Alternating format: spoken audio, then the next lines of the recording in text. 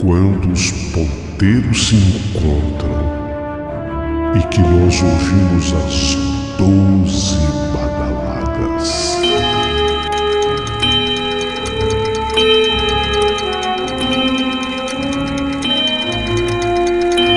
A hora que se anuncia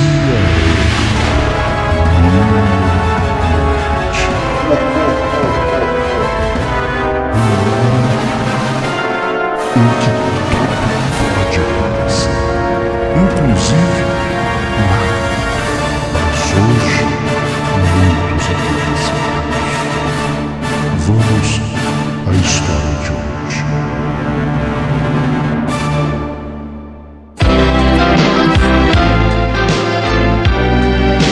Rádio Emoção, Paulinho Boa Pessoa. A verdade de cada um.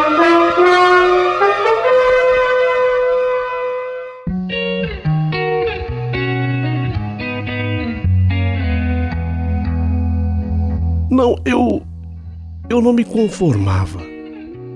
Eu ficava impressionado porque eu havia vindo de uma empresa onde eu era grande vendedor de carros.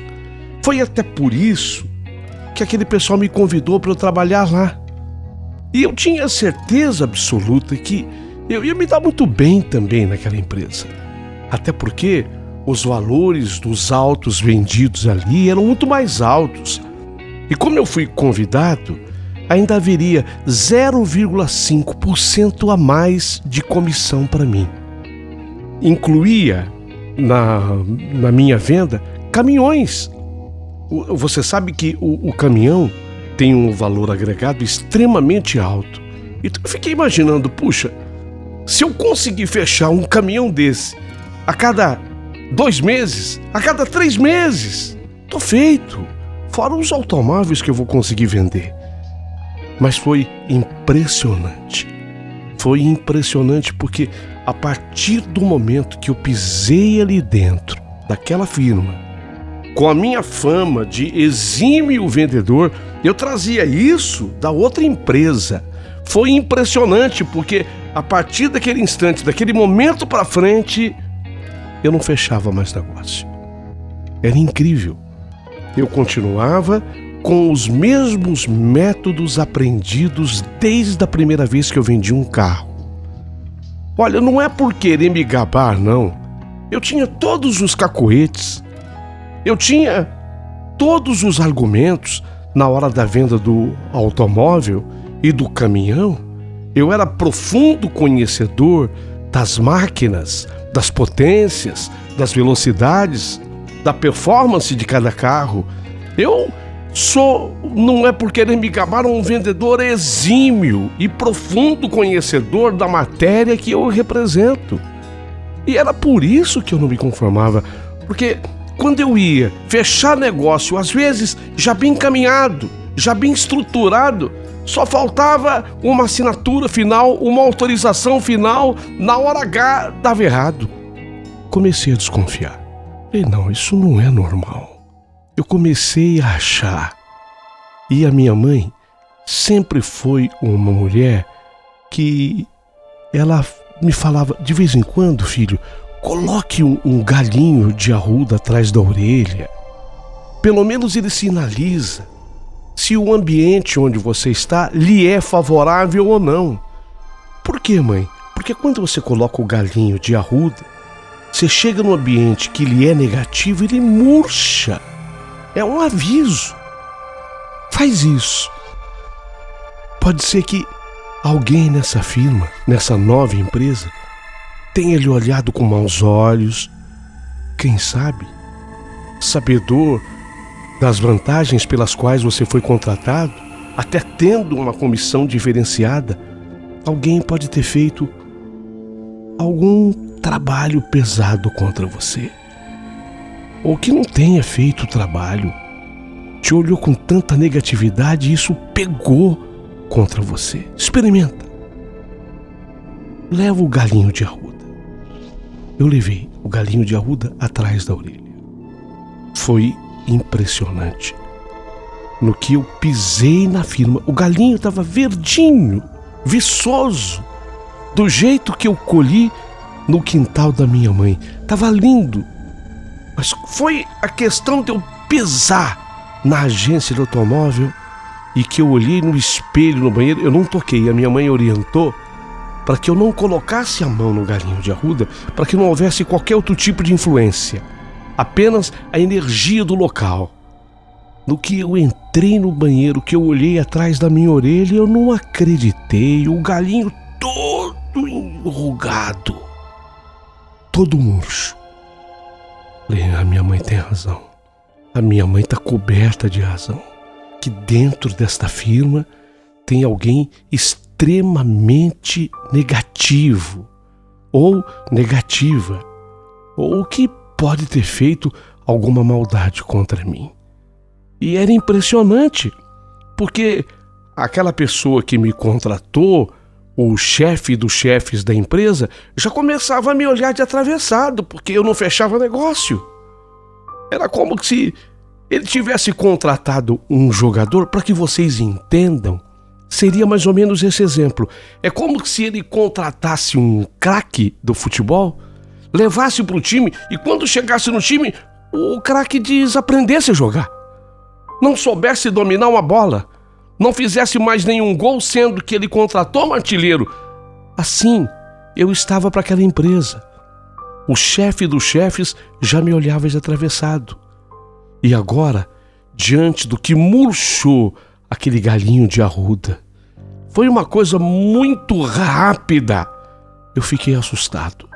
E eu comecei a ter a certeza absoluta de que havia uma maldade. Havia um olho pesado contra mim. Algum trabalho pesado assim havia sido feito contra mim. Não era possível. Naquele dia, depois que eu saí lá da empresa, eu passei no Bar do Clóvis. Assim ele é conhecido na minha cidade. Bar do Clóvis. Ele faz um torresminho delicioso e tem uma cerveja muito gelada. E ele serve ainda uma caninha que é pra gente esquentar a cerveja. Eu estava tão desgostoso. Olha que eu não sou de beber. Mas eu estava tão desgostoso que do jeito que eu saí da empresa, eu passei lá no Bar do Clóvis. Dei uma batidinha com o snooker, joguei um pouquinho de snooker e aí sentei-me na mesinha, pedi uma cervejinha. Ele me trouxe gentilmente a caninha que eu ia tomando para aquecer, para esquentar, a cerveja muito gelada e aquela porção de torresmo. Foi quando o Heitor, um amigo, se sentou comigo ali na mesa. E eu, a fim de desabafar com alguém, a fim de conversar com alguém, eu aproveitei a presença do Heitor, que era meu amigo desde os tempos de escola. E ele sabia da minha fama de excelente vendedor. Foi ele quem tocou no assunto. E aí? Tá indo bem lá no Brás? O dono da agência para a qual eu trabalhava, eu não vou falar a marca de automóveis porque é muito conhecida. O primeiro nome dele é Brás. Tá indo bem lá no Brás? Eu não menti. Eu não sou de mentira.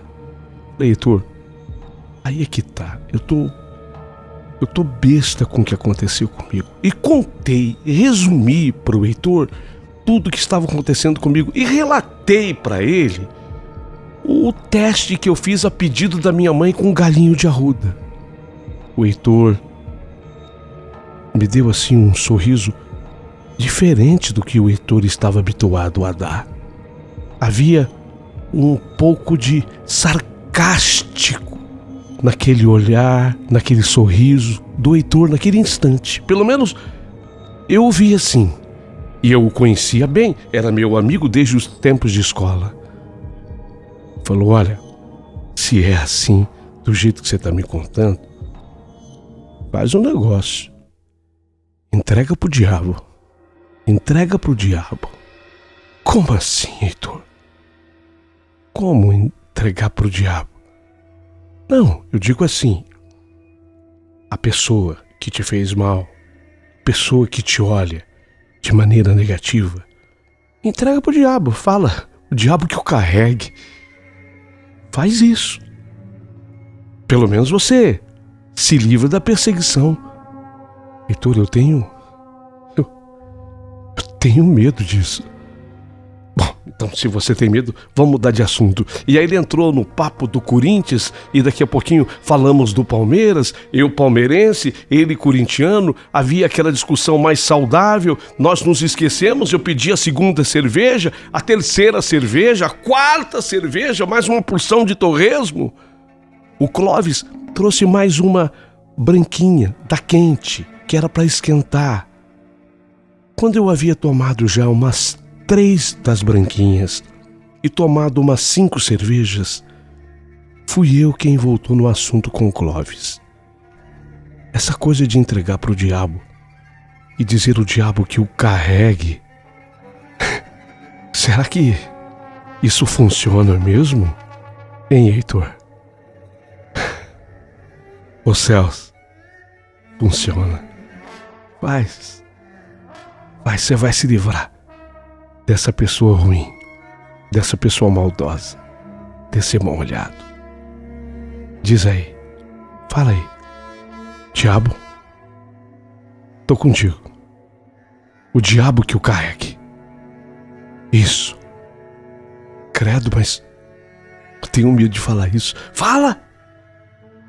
Falei, mas eu não escutei. Se eu falei, tá. Então agora, deixa por conta do cão. Pede mais uma saideira. Tomamos mais uma saideira. Quando eu saí do bar do Clóvis, eu tava triste, sabe? Preocupado com a situação.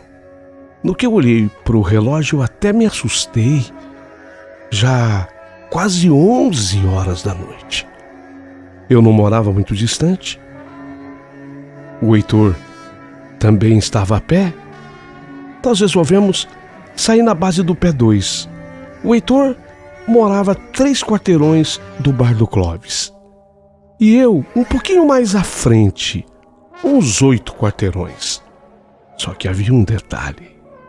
Onde eu morava, e pelo caminho que eu fazia do bairro do Heitor até a casa em que eu morava com a minha mãe, eu era obrigado a passar em frente ao portão do cemitério. Mas já estava habituado a fazer isso. No que eu estou caminhando, cidade do interior, depois das 11 horas da noite, dia de semana, era uma terça-feira, você não vê viva a alma. E de repente, no que eu estou me aproximando do cemitério, eu não sei de onde, eu comecei a ouvir passos. Sabe, passos?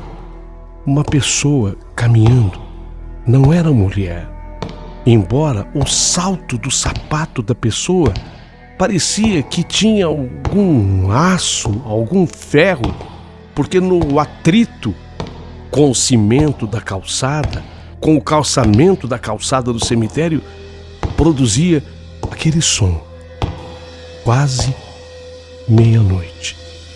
Eu comecei a ouvir os passos que vinham de trás, de forma que eu olhava para frente e eu não podia ver quem é que vinha atrás. E sinceramente, eu senti um arrepio correr o meu corpo. E depois, imediatamente, eu me lembrei das palavras que o Heitor havia feito eu dizer. Quer dizer, eu não podia culpar o Heitor. Na verdade, eu havia dito porque eu quis. Porque eu não podia desculpar pelas cervejas tomadas e nem pelas branquinhas servidas pelo Clóvis. Eu disse com a minha responsabilidade de homem. Afinal de contas, quando você tem 32 anos, você sabe perfeitamente o que faz. Eu ouvia os passos atrás de mim, pesados. O atrito do salto do sapato contra o cimento da calçada. Até que os passos se emparelharam com o meu ouvido. E aí eu olhei para o lado esquerdo. Eu estava na calçada da direita e os passos estavam na calçada da esquerda, a rua estreita. quase em frente ao portão do cemitério. No que eu olho, eu vejo um cidadão. Ele estava assim vestido: calça preta, um blazer preto e uma camisa embaixo que parecia brilhar, mas eu não conseguia definir a cor. E ele usava um chapéu sobre a cabeça. Um chapéu, sabe o chapéu do Carlitos? O personagem do Charlie Chaplin era exatamente um chapéu daqueles. Eu olhei, estranhei. Ele me acena com a mão. Oi. Tudo bem? Tudo bem? Por favor, eu quero falar com você. Você vem até aqui ou quer que eu vá até aí? Eu fiquei com medo de ir até lá ao encontro dele. Eu falei para ele: pode vir. E ele veio, dando aqueles mesmos passos, produzindo um som alto no atrito do salto do sapato com o cimento e agora com o asfalto. Ele veio até onde eu estava, na calçada em que eu estava. Tudo bem? Tudo bem? Eu sei que você quer melhorar sua performance. Você é bom vendedor. De fato, tem muita coisa te atrapalhando. Comecei a tremer. Como é que aquele cidadão estranho, com aquele chapéu tipo Charlie Chaplin, sabia do drama que eu estava vivendo? Será que eu estou tendo um sonho? Será que eu estou tendo um pesadelo? Tudo vai mudar na sua vida. Para isso, basta você aceitar meu presente. Presente? Não entendi. Primeiro, o senhor tem agência de automóvel? Eu perguntei, porque eu não estava entendendo o que aquele cidadão queria me passar. E quando eu perguntei se ele era dono de alguma agência de automóvel, de repente ele sabia dos dramas que eu estava vivendo lá na empresa do Brás. Ele respondeu: Eu sou dono de quase tudo. Quase tudo. Sim. Se você aceitar o meu presente, vai mudar. Tudo vai mudar. Olha, o presente será entregue na sua casa. Será entregue na próxima sexta-feira. Ela vai te entregar. Ela quem? A minha secretária. Ela vai te entregar. O senhor me dá licença? Eu tô atrasado para minha casa. Tem gente me esperando. Pode ir. Aguarde o presente. E tudo vai mudar. Ao invés dele seguir à frente, ele retornou, tanto que eu escutava de novo o atrito do salto do sapato dele contra o asfalto, contra o calçamento. E eu não tive coragem de olhar para trás. Eu apenas segui em frente. Entrei em casa. A minha mãe já estava dormindo. Eu cheguei a entrar no quarto. Acordei a minha mãe. Eu estava morando com a minha mãe. Eu havia recém-separado. Era um outro problema que eu estava vivendo na minha vida. Oi, filho. Oi, mãe. Tudo bem? E o galinho de arruda? Amanhã eu conto pra senhora. Tá bom. Vai dormir, filho. Quem foi que disse que eu consegui dormir, pensando em tudo. Será que de fato, porque a coisa foi tão real que no momento eu comecei a duvidar de ter visto a pessoa que eu tinha visto. Quem seria? Dono de quase tudo, sabedor de que eu estava com dificuldade para venda, que se eu aceitasse o presente dele, eu comecei a pensar que o presente talvez fosse uma oferta de um novo trabalho, de um novo emprego. A secretária dele iria me procurar na sexta-feira. Eu nem sei como passei aquela noite. Eu só sei que amanheceu a quarta. No trabalho tudo continuou como estava, com as mesmas dificuldades. Não tive coragem de me abrir com a minha mãe. Quinta-feira, também o dia transcorreu da maneira normal, e quando eu digo normal, é de maneira ruim, porque nada, nenhuma novidade acontecia, até que chegou a sexta-feira. Estava com tanto medo e receio que nesse dia eu cheguei em casa mais cedo do que o costume. A minha mãe até estranhou. Não passou hoje no bar do Clóvis, filho? Não, mãe. Hoje eu preferi vir para casa mais cedo. Era um dia muito diferente para mim, porque durante aquela sexta-feira inteira eu havia esperado lá no meu trabalho alguma visita. Tanto que toda mulher que chegava lá na firma, eu corria para atender, para ver se era alguma notícia do homem que se encontrou comigo quase no portão do cemitério. Não apareceu ninguém, absolutamente ninguém. Mas quando foi naquela sexta-feira, a campainha de casa tocou. Olhei para o relógio. 10 horas da noite. Eu estava recostado no sofá, pensando em tudo. A minha mãe, como ela já estava na porta da cozinha, ela foi mais rápida do que eu. Ela apenas colocou a cabeça para fora da porta da cozinha e ela viu quem era. E escutei a minha mãe gritar: "Pois não, moça? O Celso. Por favor, o Celso.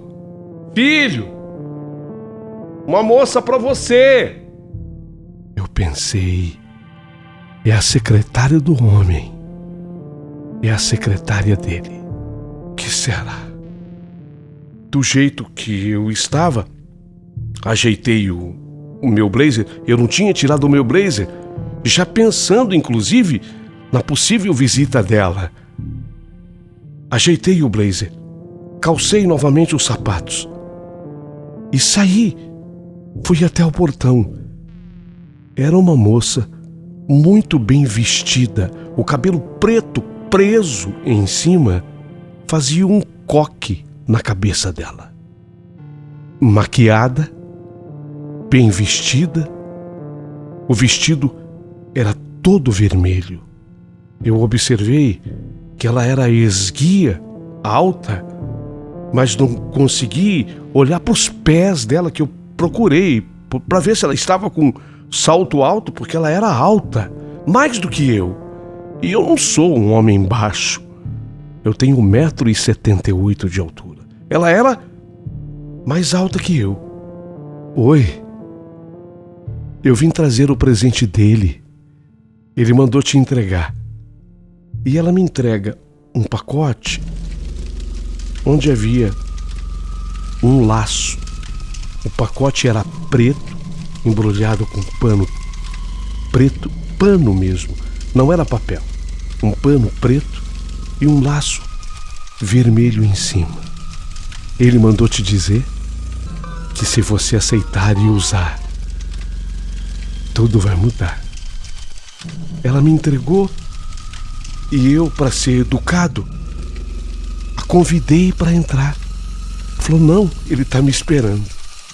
Eu olhei para o lado esquerdo e ele levantou a mão mas ele não estava próximo dela. Ele se manteve a uma distância de uns 30 metros dela. Ela sai de maneira apressada, indo ao encontro dele. E quando eu, num relance, olhei de novo, eu não vi mais nenhum e nem outro. Eles tinham desaparecido. E não estavam tão próximos da esquina assim, mas tinham desaparecido. Eu entrei com aquele pacote envolto por um pano preto com um laço vermelho. A minha mãe me esperava na sala. Que foi, filho? É pra você? Que é? Presente? Abre! Abre pra nós ver. É o jeito da minha mãe falar. A minha mãe é simples. Ela não teve estudo. Abre pra nós ver, filho. Vamos ver. Abre. Mãe, filho, o que foi? Você tá pálido, assustado. O que tá acontecendo? Mãe, olha, eu sei o tamanho da fé que a senhora tem. E sei também a moral que a senhora tem com Jesus. Pega a sua Bíblia, mãe, e reza. Pega a sua Bíblia, mãe, e reza. Por quê, filho? Porque esse aqui é um presente do diabo, mãe. O que você está falando, filho? É um presente do diabo, mãe. É um presente do diabo. Quando eu olhei para o pacote envolto com aquele pano preto e o laço vermelho, estava saindo fumaça. Eu vi sair fumaça do presente. A minha mãe também viu.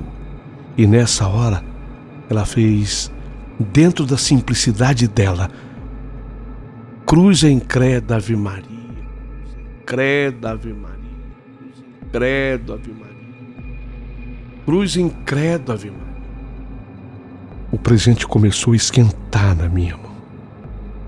E eu tive que jogá-lo na sala, porque pegou fogo.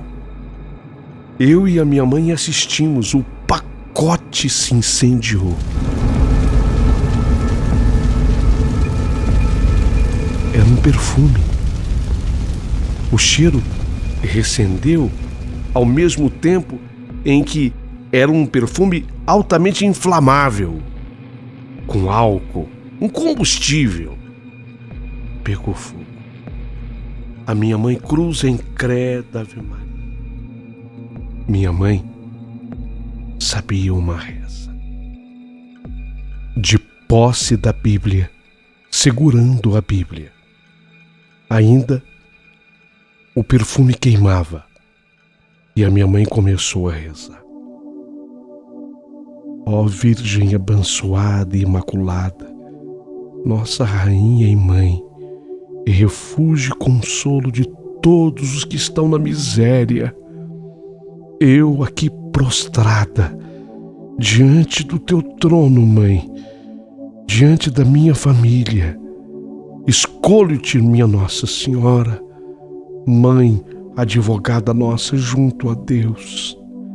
Eu, com todos os que me pertencem, dedico-me para sempre ao teu serviço e rogo-te, Mãe de Deus, toda poderosa Mãe de Deus, que nos receba no número dos teus servos, levando-nos todos sob a tua proteção, ajudando-nos na vida e ainda mais na hora da nossa morte.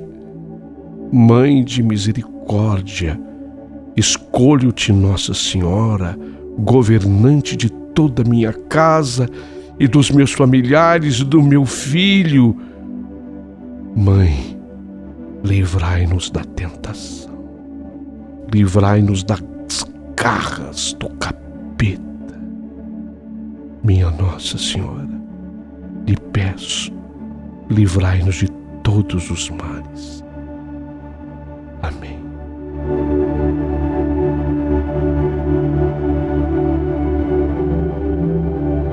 Amém. Filho, O pecado do orgulho é característica de Satanás. Tira todo o seu orgulho, meu filho, e peça, junto comigo agora, o Espírito Santo de Deus, nosso Senhor Jesus Cristo, nos livre dos males, de todos os males e de todas as tentações. Só assim, aquele fogo foi contido no meio da nossa sala. Impressionante é que próximo do fogo tinha um tapete e sequer uma faísca daquele fogo atingiu o tapete da sala. Queimou ali, terminou ali.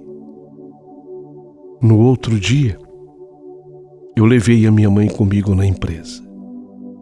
Falei com o seu Brás que a minha mãe precisava fazer uma oração para mim e por mim. Chegamos mais cedo lá. Ela levou a sua Bíblia e a minha mãe pediu toda a proteção para mim.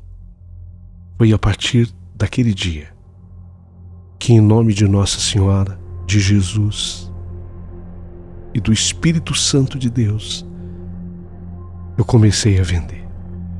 Naquele dia, eu comecei a vender. Mas eu recusei o presente do diabo. Foi recusado. Foi 1000 vezes recusado.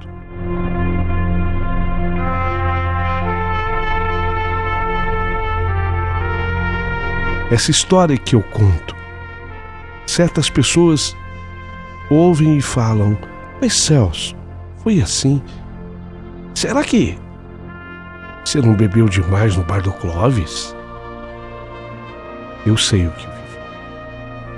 E eu tenho a maior testemunha comigo, a minha mãe, a minha mãezinha amada, que para mim é uma santa.